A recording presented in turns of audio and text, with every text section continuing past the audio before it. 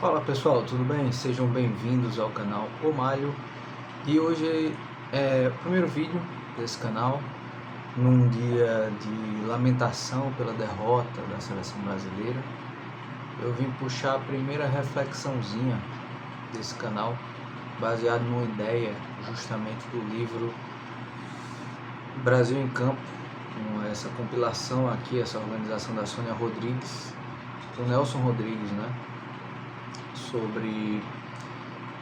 Sobre o Brasil e diversos ensaios que ele escreveu, colunas sobre a seleção brasileira. O Nelson escreveu esses ensaios preocupado principalmente com a característica fundamental que eu acho que o Brasil abandonou há bastante tempo. Quando o Brasil enfrenta seleções batíveis do ponto de vista de campo mesmo, a seleção brasileira e o time nacional ele simplesmente não consegue jogar bem. Ele não satisfaz de maneira nenhuma, ele não cumpre o seu papel de seleção brasileira, ele tem chances que são chances claras de gol. As outras equipes não necessariamente fazem um jogo de um nível absurdo, um jogo de um nível muito bom, um jogo taticamente excelente, e essas equipes geralmente são equipes europeias, né? Embora seja algo mais como a elite do futebol mundial, uma vez que a seleção brasileira também sofreu essas humilhações em competições importantes contra seleções como a seleção da Argentina ultimamente. Então, dentro dessas competições, dentro desse imaginário nacional, acho que é algo fundamental para a seleção brasileira pensar sobre é justamente da sua incapacidade atual e de como essa incapacidade tem relação direta com o afastamento da ideia que o Nelson Rodrigues muito bem comentou quando ele diz: eis a verdade, no Brasil o futebol é que faz o papel da ficção. O Brasil como um todo, ele precisa criar o seu próprio modo de fazer as coisas. O Brasil como identidade mestiça, o Brasil dos mamelucos, o Brasil do mestiço, o Brasil do mulato, é um Brasil potente na sua criatividade. Esse mesmo Brasil potente na sua criatividade reflete no futebol, no uso e abuso de fintas, dribles, jogadas bonitas que desestabilizam as linhas adversárias, que desestabilizam marcadores, que confundem o goleiro e que tem toda uma essência histórica da malandragem, da criatividade, da inteligência, que compõe obras surpreendentes, compõe obras que contêm o chamado plot twist, termo em inglês da ficção, mas de uma forma muito mais natural, espontânea, repetitiva e que ao mesmo tempo consegue ser surpreendente. Embora você saiba que vai acontecer, pela confiança que você tem em alguns jogadores brasileiros, em alguns jogos, mas parece que o último bastião dessa geração de brasileiros que jogavam ainda assim, que tentavam jogar com essa criatividade, com a identidade do seu futebol, foi justamente Neymar Júnior, que teve uma vida trágica de não conseguir ganhar uma Copa do Mundo, mesmo sendo um jogador de excelência que está no top dos maiores da história do nosso país. Mas Neymar Júnior foi o último dessa geração. Neymar Júnior é um jogador que tragicamente já foi. é um jogador que tragicamente não tem a potencialidade de nos dar uma Copa do Mundo. Ele poderia ser que ele tivesse essa potencialidade em 2010, quando ele não foi convocado. Poderia ser que ele tivesse essa potencialidade em 2014, mais ou menos o auge de sua carreira. Até mesmo na Copa que nós saímos para a Croácia. Mas isso passou. Tudo isso passou.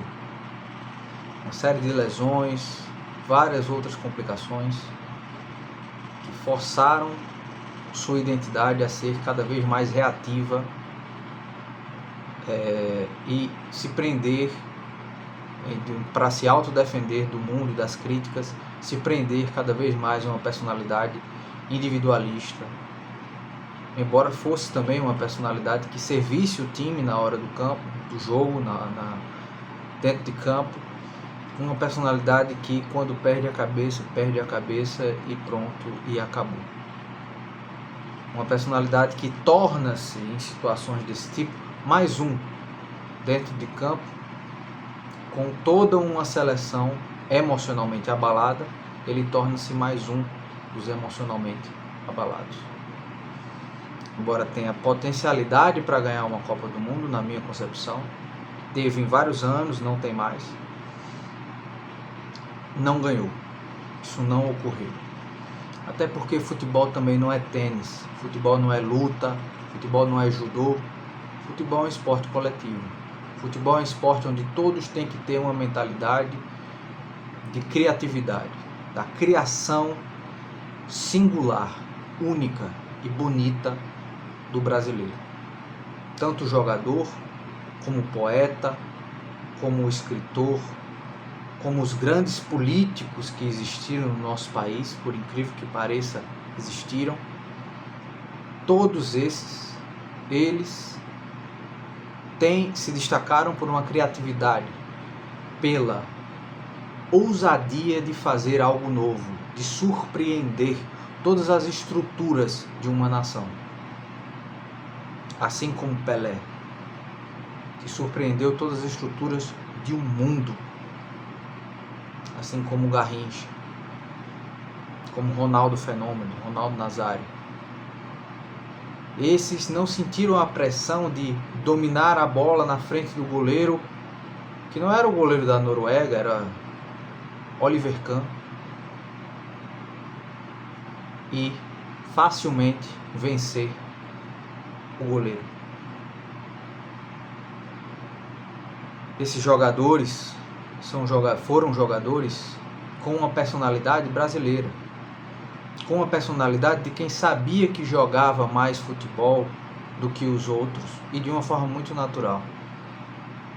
Por isso não se intimidavam, porque da sua forma de jogar futebol jogavam mais do que os outros. Talvez não nas táticas próprias de países como a Itália, táticas características de países da América Latina, como o Paraguai. Ninguém marca, o brasileiro não marca como marca o paraguaio, o brasileiro não faz uma tática defensiva como faz o italiano. Essas marcas fundamentais ainda existem, ainda reverberam nas escolas de técnicos, nas escolas de pensamento do nosso país e do mundo. Isso é natural.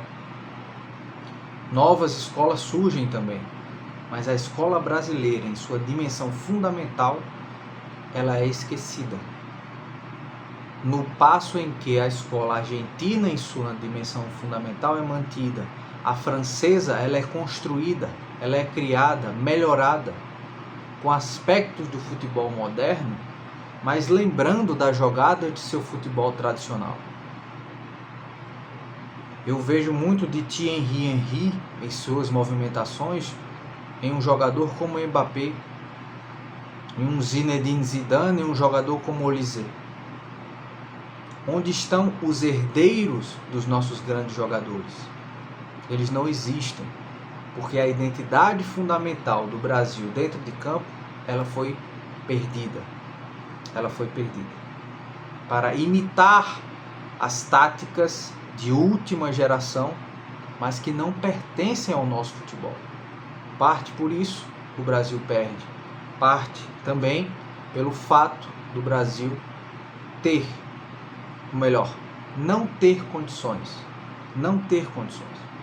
de jogar de igual para igual com uma seleção que joga em sua identidade, joga confortavelmente em sua identidade, e uma seleção brasileira que joga com estranheza